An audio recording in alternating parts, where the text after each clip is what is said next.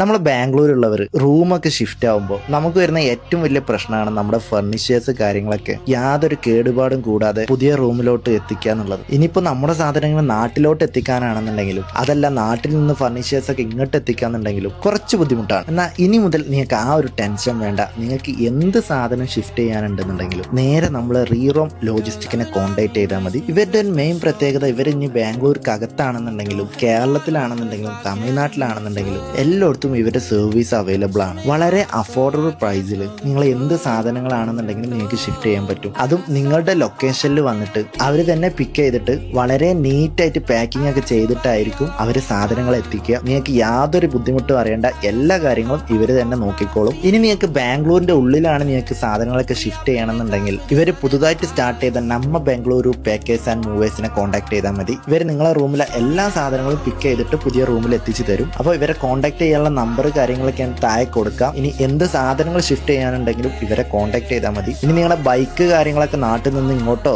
ഇവിടുന്ന് നാട്ടിലോട്ടോ എത്തിക്കണം എന്നുണ്ടെങ്കിലും ഇവരെ കോൺടാക്ട് ചെയ്തോളൂ.